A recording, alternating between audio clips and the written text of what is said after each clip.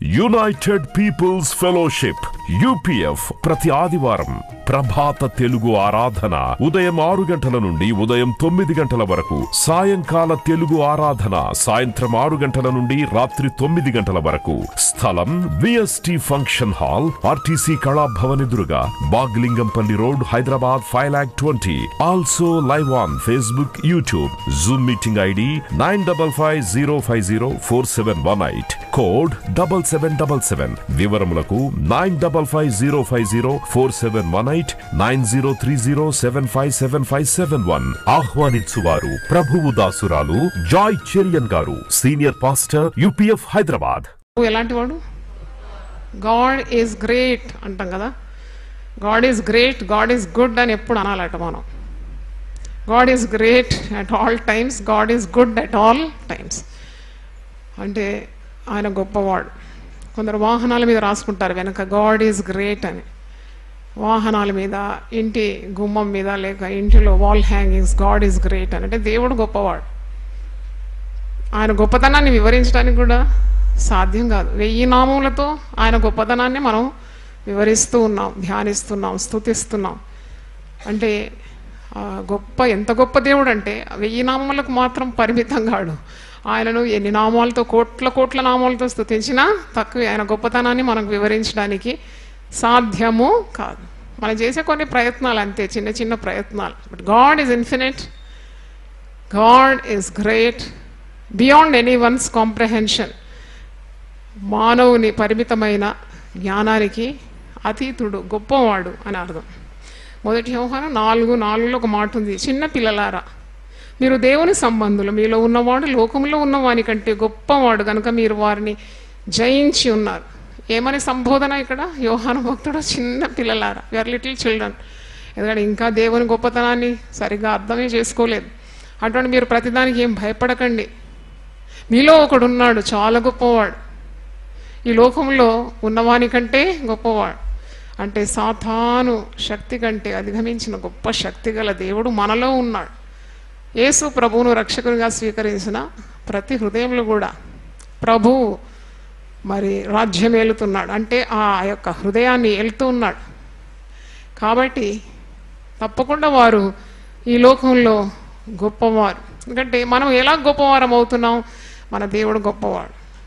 గొప్ప దేవుని కుటుంబంలో మనం జన్మించినాం కదా. మనం దేవుని పిల్లలమైతే ఆయన వారసులం, ఆయన అధికారం గలవారం.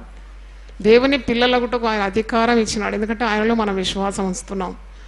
ఆయన వాక్యం మనలో ఉంది, అందుకే మనం గొప్పవారం. దేవుడు వాక్య రూపకంగా నీలో ఉన్నాడు. ఎందుకంటే నీకు తెలుసు అన్నమాట, ఈ లోకంలో ఎలా బ్రతకాలో నీకు తెలుసు. ఆ వాక్యమే నేను నడిపిస్తుంది కదా. ఆ వాక్యము నీకు దీపంగా, వెలుగ్గా నీ త్రోవకు ఉన్నది. కాబట్టి నువ్వు గొప్ప వ్యక్తివి. అంటే ఈ లోకరీతిగా ఉన్నవారందరికంటే కూడా గొప్పతనము నీకు దేవుని యొద్ద నుండి లభిస్తుంది. దేవుని ఆత్మ నీలో ఉంది. అదెంత గొప్పతనం! దేవుడు తన ఆత్మని ఇచ్చినాడు మనకు. దేవుని ఆత్మ కలిగిన వారం, ఆత్మ చేత నడిపింపబడేవారం, ఆత్మ నియంత్రణలో ఉండేవారం.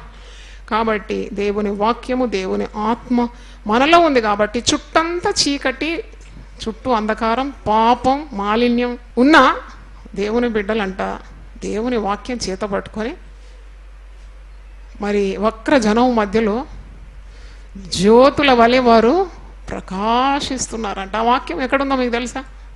ఫిలిప్పీ పత్రిక 2వ అధ్యాయము 14-15.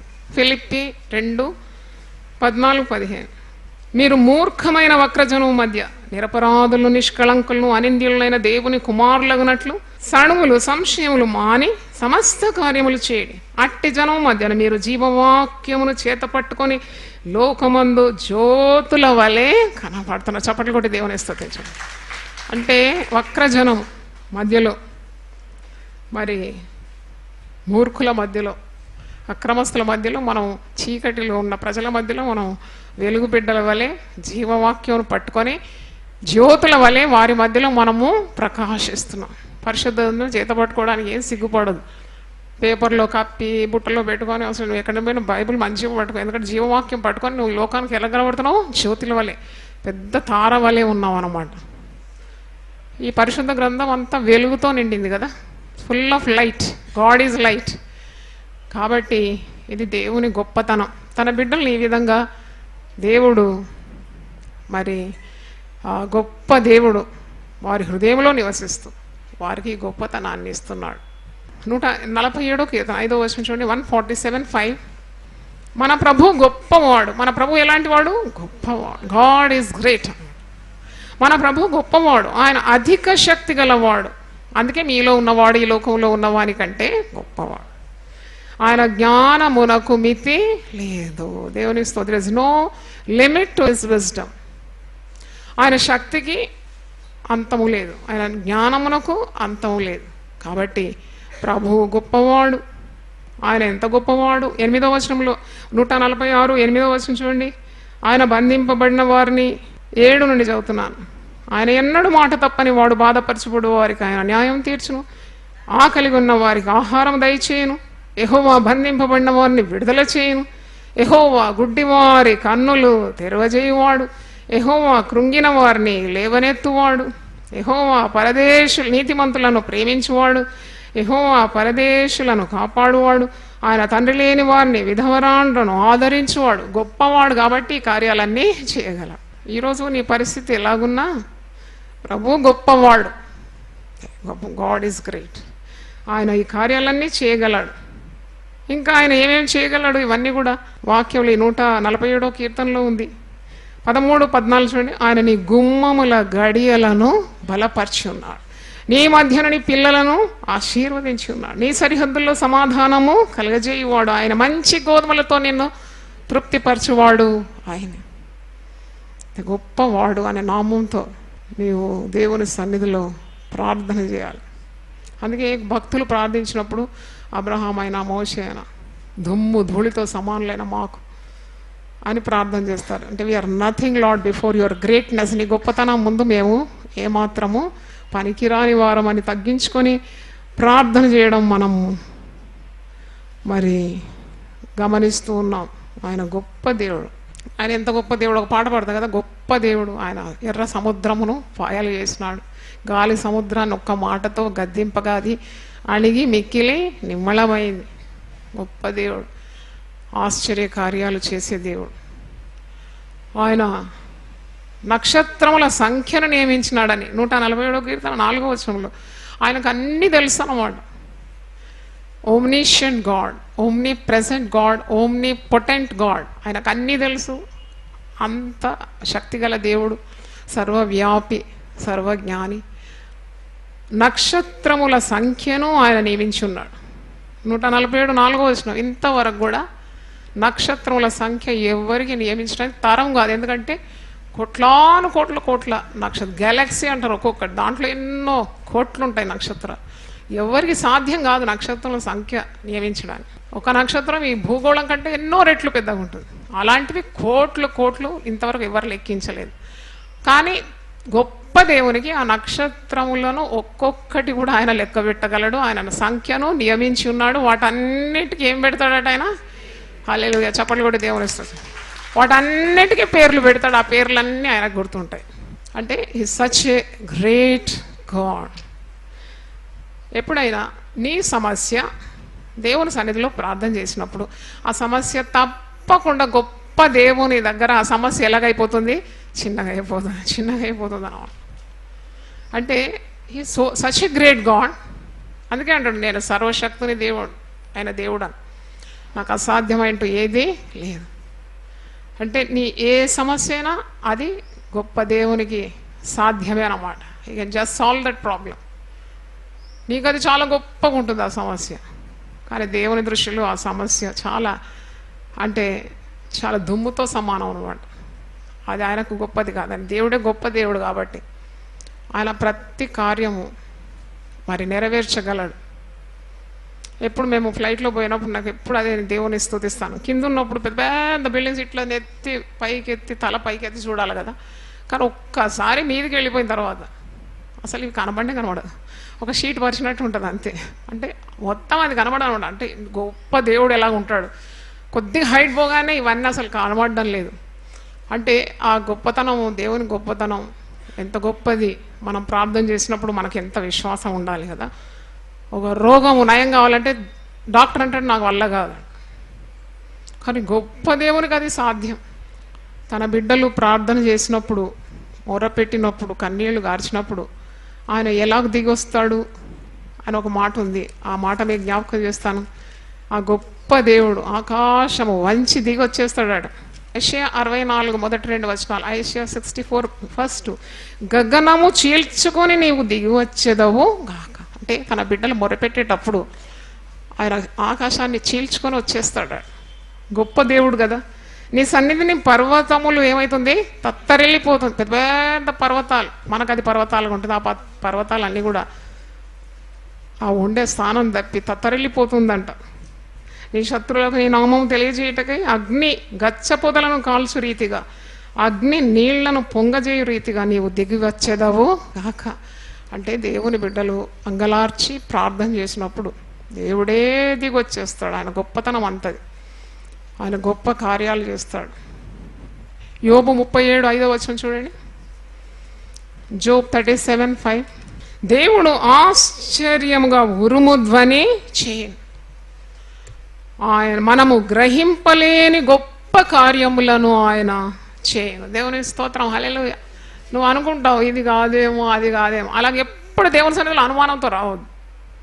అందుకే దేవుని బిడ్డలు ఎప్పుడు సణగొద్దని.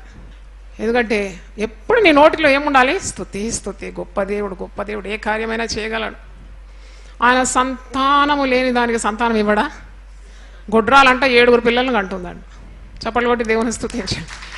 అందరు గొడ్రాలను నింద వేస్తే దేవుడిని ఎంత గొప్పదనం అంటే ఆమెనే 7 కంటుంది. ఎందుకంటే హన్న గొడ్రాలై దేవుని మందిరంలో వచ్చి మొరపెట్టేది ఒక్క కుమారుని కొరకు, మరి 5 ఇచ్చినాడు. ఆమెకే ఆ పాట పాడుతుంది. సంతులేని దాన్ని నేను ఇల్లాలుగా చేసి కుమారుల సంతోషం గల తల్లిగా నేను చేస్తాను.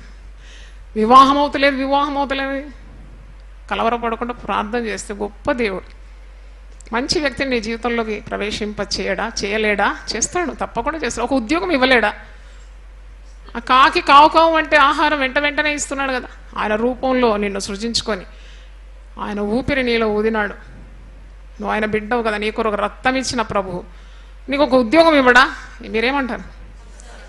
ఒక ఇల్లు ఇవ్వడా? నీకు సమాధానం ఇవ్వడా? పిల్లలు పైకి తీయడా? ఆయన అన్నీ చేయగలడు. నువ్వు సమస్తము చేయగలవు అని యోబు అంటున్నాడు. చూడండి, యోబు 42 మొదటి 2 వచనం. అంటే 41 అధ్యాయాల్లో కూడా ఆయనకు శ్రమ వెంబడి శ్రమ, ఆస్తి నష్టం, పిల్లల నష్టం, చర్మ వ్యాధి ఇవన్నీ ఉన్నా కానీ 42 ఆఖరి అధ్యాయంలో ఏమంటున్నాడు చూడు. అప్పుడు యోబు యెహోవాతో ఈలాగు ప్రత్యుత్తరం ఇచ్చాను, నీవు సమస్త క్రియలను చేయగలవని, నీ ఉద్దేశించినది ఏదియో నిష్ఫలము కాదని నేను ఇప్పుడు తెలుసుకుంటాను. ఇప్పుడు తెలుసుకున్నాను, అయ్యబ్బా నువ్వు ఎంత గొప్ప దేవుడు, నువ్వు సమస్త క్రియలు చేయగలవు. ఇక నీలో అనుమానం అవసరమే లేదు అన్నమాట. నాలో అనుమానం అవసరమే లేదు. You can do everything.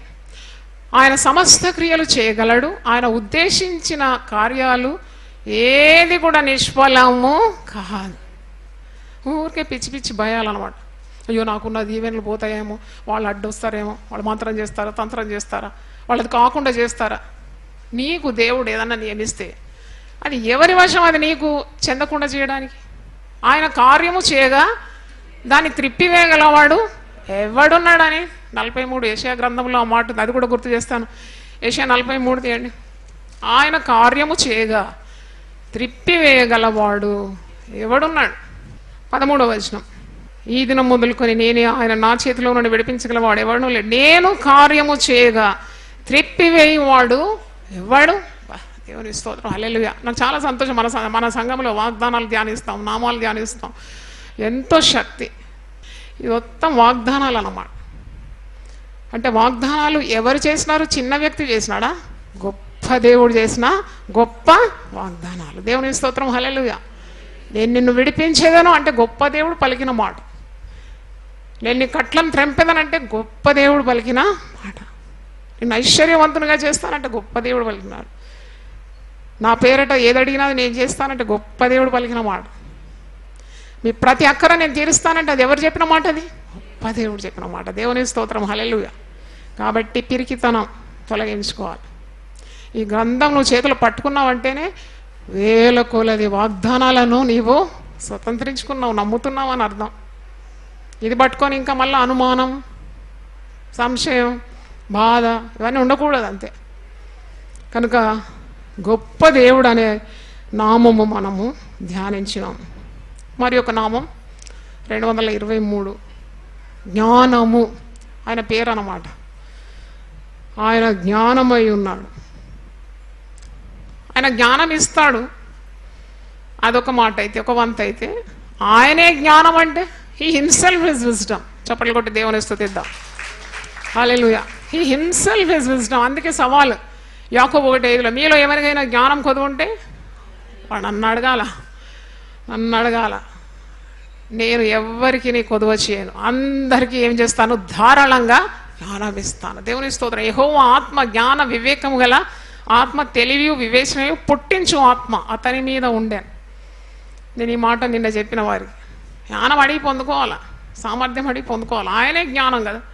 బుద్ధి బలం ఇచ్చే దేవుడు, ఆశ్చర్యమైన ఆలోచన శక్తి, అధిక బుద్ధి కలుగజేసే దేవుడు, మంచి జ్ఞాపక శక్తి ఇచ్చే దేవుడు కదా. ఆయన ఆలోచనకర్త. కనుక ఆయనే జ్ఞానమై ఉన్నాడు. ఎప్పుడైతే నువ్వు రక్షణ మార్గంలో వస్తావో మర్చిపోదు, నీకు లోకంలో లేని జ్ఞానం నీకు వచ్చేస్తుంది. Jesus becomes your wisdom. అందుకే నువ్వు పాపం చేయవు కదా. లోకస్తులకు ఆ జ్ఞానం లేదు కాబట్టి తప్పులు చేసి పట్టుబడి శిక్షకు, జైలుకు గురవుతున్నారు. మరి విశ్వాసులు ఎందుకు గురి కావడం లేదు? అలాగూ వాళ్లకు కీడు నుండి తప్పించుకునే మార్గము తెలుసు. చప్పట్లు కొట్టి దేవుని స్తుతించండి. Hallelujah. They know how to get away from the evil. వాళ్ళు తప్పు చేసినాక, దెబ్బలు పడ్డాక కాదు, వాళ్ళ జ్ఞానం వచ్చేది. వాళ్ళ ముందే తెలుసు, ఈ పని చేస్తే తప్పకుండా ఏమొస్తుంది, శిక్ష వస్తుంది. కాబట్టి దానికి దూరంగా ఉంటారు. వాళ్ళు కాలు చిక్కబడుకున్నట్లు దేవుడు వారిని కాపాడుతూ ఉంటాడు. వాక్య జ్ఞానం వారికి ఉంది. ఇలా సహవాసాలకు వస్తారు, భక్తులు చెప్పే మాటలు వింటారు. దేవుడు జ్ఞానం ఇస్తున్నాడు వారికి, పాపము చేయకుండా. యేసు బీజం వారిలో ఉంది కాబట్టి వారు పాపము చెయ్యరు, శిక్షకు మరి పాత్రులు కారు. ఎప్పుడైతే నీవు ప్రభువును అంగీకరిస్తావో క్రీస్తు నీకు జ్ఞానం అయిపోతాడని 1 కొరింథీ పత్రిక 1వ అధ్యాయము 31వ వచనం. అతిశయించువాడు ప్రభువునందే అతిశయింపవలెనని వ్రాయబడినది నెరవేర్చినట్లు దేవుని మూలముగా ఆయన మనకు జ్ఞానమును, నీతియు, పరిశుద్ధతయు, విమోచనము ఆయన. స్తోత్రం. హల్లెలూయా. ఆయనే మన జ్ఞానం, ఆయనే మన నీతి, ఆయనే మన విమోచన, ఆయనే మన పరిశుద్ధత. మనకెక్కడుంది పరిశుద్ధత? ఆయన ధరించుకున్నాం మనం. ఆయన ద్వారా మనం నీతిమంతులుగా తీర్చబడినాం. ఆయన నీతిమత్వాన్ని మనం పొందుకున్నాం. ప్రజలు మనల్ని నీతిమంతులుగా ఎంచుతున్నారు దేవుని దృష్టిలో. మరి యేసు రక్తం ద్వారా మనం నీతిమంతులుగా తీర్చబడినాం. కాబట్టి ఆయన మన జ్ఞానం, ఆయన నీతి, పరిశుద్ధత, విమోచన అయి ఉన్నాడని వాక్యంలో చూస్తున్నాం. లోకరీతిగా మరి యేసు ప్రభువును చాటిస్తే అది వారికి వెర్రితనంగా ఉంటుంది. అందుకే ఇక్కడ ఈ 1వ అధ్యాయంలో పౌలు భక్తుడు కొరింథీ సంఘానికి రాస్తున్నాడు. 20వ వచనం, 1st chapter 1 Corinthians 1st chapter 20 నుండి 18 నుండి నేను చదువుతాను. సిలువను గూర్చిన వార్త నశించున్న వారికి వెర్రితనం కానీ, రక్షింపబడుచున్న మనకు దేవుని శక్తి. సిలువను గూర్చిన వార్త నశించే ప్రజలకు అది వెర్రితనం కానీ, రక్షింపబడుచున్న మనకు అది దేవుని శక్తి, దేవుని జ్ఞానం అది. అందుకే ఇక్కడ జ్ఞానుల జ్ఞానము నాశనము చేతును, వివేకుల వివేకమును శూన్యపరుతునని వ్రాయబడింది. జ్ఞాని ఏమయ్యను, శాస్త్రి ఏమయ్యను, ఈ లోకపు తర్కవాది ఏమయ్యను? ఈ లోక జ్ఞానమును దేవుడు వెర్రితనముగా చేసి ఉన్నాడు కదా. దేవుని జ్ఞానానుసారం లోకము తన జ్ఞానం చేత దేవుణ్ణి ఎరగకుండినందున సువార్త ప్రకటన అను వెర్రితనం చేత నమ్మవారిని రక్షించిన దేవుని దయాపూర్వక సంకల్పమాయన్. యూదులు సూచ్యక్రియలు చేయమని అడుగుతున్నారు, గ్రీసు దేశస్తులు జ్ఞానం వెతుకుతున్నారు. వారు వెతుకుతున్నారు గ్రీసు దేశస్తులు. మనకైతే దొరికిపోయింది జ్ఞానం. యేసు రక్షకుడు అని అంగీకరించగానే మనకేం దొరికింది? జ్ఞానం దొరికింది. వాళ్ళు ఇంకా వెతుకుతున్నారు, చీకట్లో తణులాడుతున్నారు. ఎందుకంటే వారు యేసును విశ్వసించారు. కానీ యేసు నమ్మిన వారికి అది జ్ఞానం అయిపోయింది. గ్రీసు దేశస్తులు జ్ఞానం వెతుకుతున్నారు. పౌలు ఏమంటున్నాడు 23వ వచనం, అయితే మేము సిలువ వేయబడిన క్రీస్తును మేము ప్రకటించున్నాము. ఆయన యూదులకు ఆటంకంగాను, అన్యజనులకు వెర్రితనంగాను ఉన్నాడు. కానీ యూదులకేమి, గ్రీసు దేశస్తులకేమి, పిలబడిన వారికే క్రీస్తు దేవుని శక్తియు, దేవుని జ్ఞానమునై ఉన్నాడు. దేవునికి స్తోత్రం. హల్లెలూయా. ఎంత గొప్ప జ్ఞానం అండి. యెహోవా యందు భయభక్తులు కలిగి ఉంటే జ్ఞానమునకు మూలము. చప్పట్లు కొట్టి దేవుని స్తుతించా. నేను ఎప్పుడు అమ్మ దగ్గర పోయి అడిగేదాన్ని, అమ్మ నాకు చాలా జ్ఞానం కావాలా.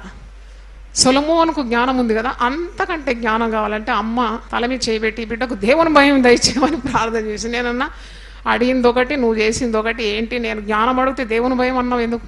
అంటే సొలొమోన్ను మించిన జ్ఞానం దేవుడు నీకు ఇస్తాడు. నీ యందు దేవుని భయం ఉంటే అదే జ్ఞానానికి మూలం. క్రీస్తే నీకు జ్ఞానంగా మారిపోతాడు. హల్లెలూయా చెప్పండి గట్టిగా. మన పిల్లల కొరకు కూడా మన జ్ఞానం అడగాలి. పాప ప్రపంచంలో ఉన్నారు, తప్పుడు నిర్ణయాలు తీసుకోకుండా, చెడు సాంగత్యంలో పడకుండా, అవివేకమైన పనులు చేసి శిక్షకు పాత్రలు కాకుండా ప్రతి దినము నీ బిడ్డల కొరకు నువ్వేం అడగాలి?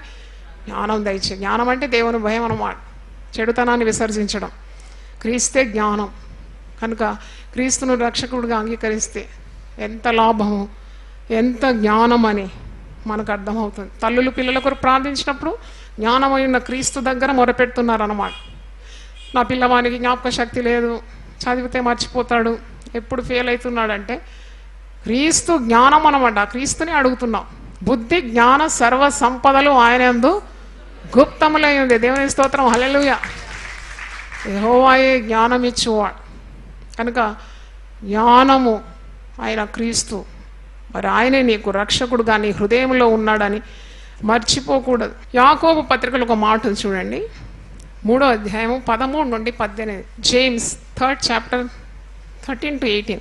మీలో జ్ఞాన వివేకం గలవాడేవాడు, వాడు జ్ఞానంతో కూడిన సాత్వికం గలవాడై తన యోగ్య ప్రవర్తన వల్ల తన క్రియలను కనపరచవలేను. అదే జ్ఞానం అన్నమాట. సాత్వికమైన హృదయంతో దీన మనస్సు కలిగి యేసు ప్రభు స్వభావం కలిగి ఉండడమే కదా జ్ఞానం.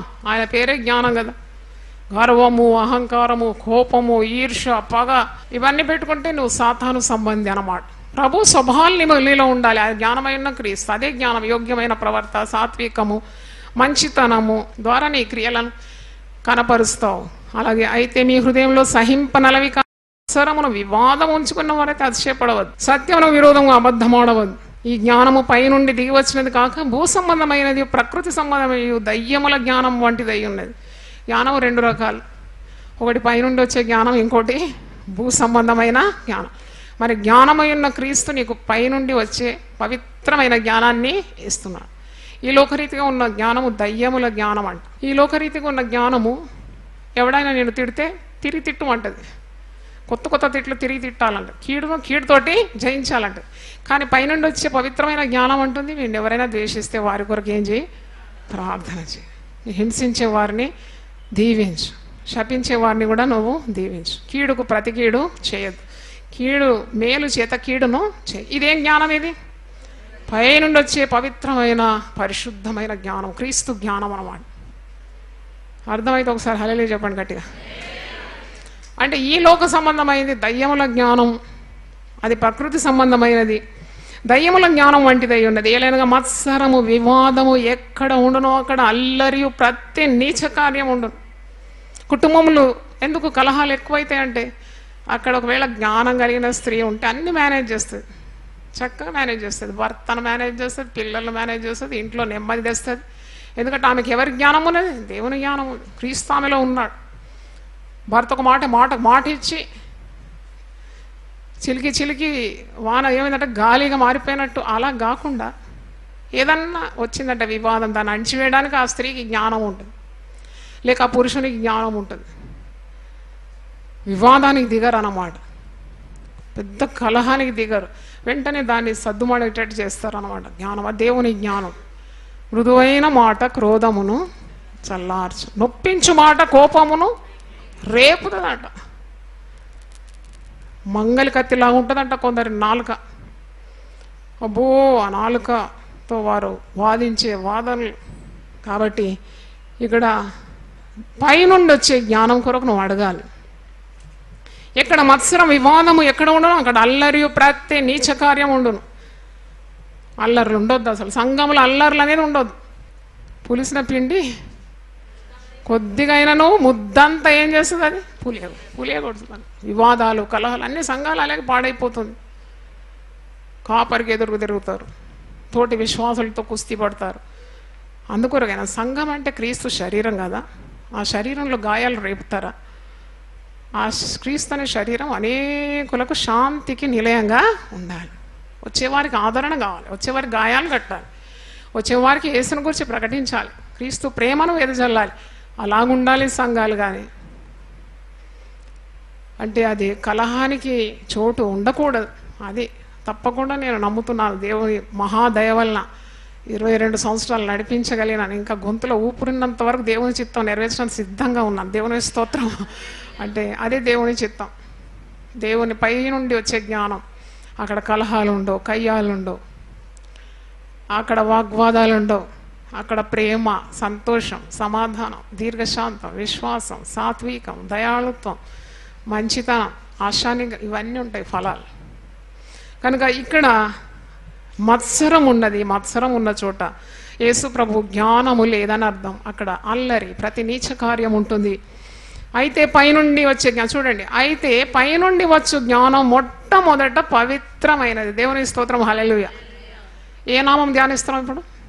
జ్ఞానం. జ్ఞానం పైనుండి వచ్చే జ్ఞానము మొట్టమొదట ఏంటది?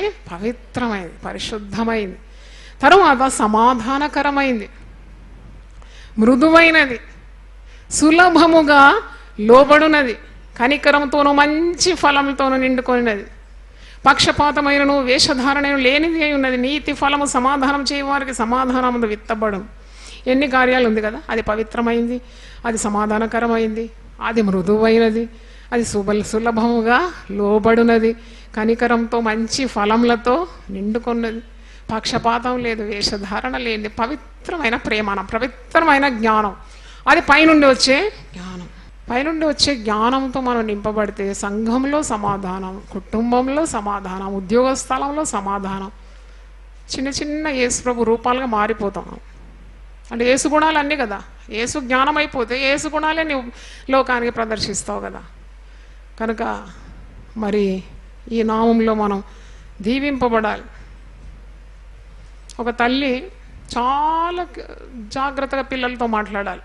ఏం మాట్లాడుతుంది? నీ నోటి నుండి ఏమొస్తుంది? ఒకని కొట్టి వచ్చినాడు అనుకోండి బయట, మంచిగా ఇదిరా బాగా కొట్టినా, ఇంకా 2 దన్నాల్సింది అంటావా? అట్లయితే నా నోటి నుండి ఇప్పటిదాకా అట్లాంటి మాటలే రాలే, మా తండ్రి నోటి నుండి రాలే, మా తల్లి నోటి నుండి అని వినలేదు. ఎక్కడైనా మేము చిన్నప్పుడు ఎక్కడైనా గొడవ పడి వస్తే ఇంకా 2 వేసేది, మాకే పడేది అనమాట. ఎందుకు పోయిన వాటి. అది ఎంత క్రమశిక్షణ చూడండి. దేవుని జ్ఞానం ఉన్న స్త్రీ, క్రీస్తును జ్ఞానంగా వరించిన స్త్రీ ఏం చేయాలంటే చిన్న తప్పు కూడా చక్కగా దిద్దాలి. అది చక్కగా దిద్దాలి. మన సొమ్ము కాదు, తిరిగి తీసుకుపోయి ఇచ్చేయి అంతే. దేవుని స్తోత్రం. హల్లెలూయా. అందుకే దేవుని యందు భయభక్తులు కలిగి ఉంటే జ్ఞానమునకు మూలం. జ్ఞానము కొదువు ఉంటే దేవుణ్ణి అడిగి పొందుకోవాలి. ఈ లోకంలో యేసు ప్రభువును అంగీకరించడమే చాలా గొప్ప జ్ఞానం. దేవుడు ఎక్కడున్నాడని నువ్వు లోకమంతా వెతికినా, పాతాళంలో వెతికినా, సముద్రాల్లో వెతికినా నీకు దేవుడు ఎక్కడ దొరకడు. యేసు ప్రభువునందే దేవుడు ఉన్నాడు. యేసు ప్రభువు లోకరక్షకుడు. పరలోక భాగ్యం వదిలిపెట్టి భూలోకంలో నరావతారిగా వచ్చినాడు. నీ పాపముల నుండి విడిపించడానికి ఆయన శిలువ మరణం పొందినాడు. ఆయన రక్తం ద్వారా నీ దుర్నీతి నుండి విడిపింపబడుతున్నావు. అది జ్ఞానం. యేసు ప్రభువును అంగీకరించడం, బాప్తిసం తీసుకోవడం, ఆయన ఇచ్చిన ఆత్మను పొందుకోవడం, అంతకంటే మించిన జ్ఞానం ఎక్కడుంది? అదే జ్ఞానం. అందుకే అంటున్నాడు పౌలు, ఒకప్పుడు సౌలుగా ఉండి సంఘాన్ని హింసించి పాడు చేసి స్త్రీలను పురుషులను తల వెంట్రుకలు పట్టుకొని ఈడ్చుకొని పోయి చంపినాడట, హత్యాకారుడట సౌలు. అది లోకరీతిగా ఉన్న దయ్యముల జ్ఞానం. కానీ భక్తుడు భక్తకోటికి అపోస్తలులైన తర్వాత ఏం జ్ఞానం పొందుకున్నాడు? పైనుండి వచ్చే పవిత్రమైన జ్ఞానం పొందుకొని. అందుకే అంటున్నాడు, క్రీస్తు నా జ్ఞానం, క్రీస్తు నా విమోచన, క్రీస్తు నా నీతి, క్రీస్తే నా పరిశుద్ధత. దేవుని స్తోత్రం. హల్లెలూయా. యునైటెడ్ పీపుల్స్ ఫెలోషిప్ UPF ప్రతి ఆదివారం ప్రభాత తెలుగు ఆరాధన ఉదయం 6 గంటల నుండి ఉదయం 9 గంటల వరకు, సాయంకాల తెలుగు ఆరాధన సాయంత్రం 6 గంటల నుండి రాత్రి 9 గంటల వరకు. స్థలం VST function hall, RTC Kalabhavan ఎదురుగా, Baghlingampally road, Hyderabad 5,20,000. Also live on Facebook, YouTube. Zoom meeting ID 9550504718, code 7777. వివరములకు 9550504718, 9030757571. ఆహ్వానించువారు ప్రభువు దాసురాలు జాయ్ చెరియన్ గారు, సీనియర్ పాస్టర్, UPF హైదరాబాద్.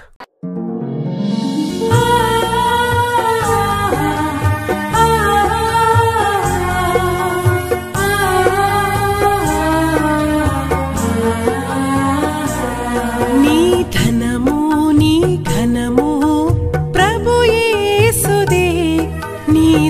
దశమా భాగమునీయ వెనుదీతువా నీ ధనము నీ ఘనము ప్రభు యేసుదే నీ దశమా భాగమునీయ వెనుదీతువా ధరలోన ధనధాన్యములనీయగా కరుణించి కాపాడి రక్షింపగా ధరలోన ధనధాన్యములనీయగా కరుణించి కాపాడి రక్షింపగా పరలోకనాదుండు నీకీయగా మరి యేసు కొరకీయ వెనుదీతువా పరలోకనాథుండు నీకీయగా మరి యేసు కొరకీయ వెనుదీతువా నీ ధనము నీ ఘనము ప్రభు యేసుదే నీ దశమా భాగమునీయ వెనుదీతువా పాడి పంటలు ప్రభువు నీకీయగా కూడు గుట్టలు నీకు దయచేయగా పాడి పంటలు ప్రభు నీకీయగా కూడు గుట్టలు నీకు దయచేయగా వీడంగ ప్రభు యేసు నామంబును గడువేల ప్రభుకీయను క్రైస్తవా వేడంగ ప్రభు యేసు నామంబును గడువేల ప్రభుకీయను క్రైస్తవా నీ ధనము నీ ఘనము ప్రభు యేసుదే నీ దశ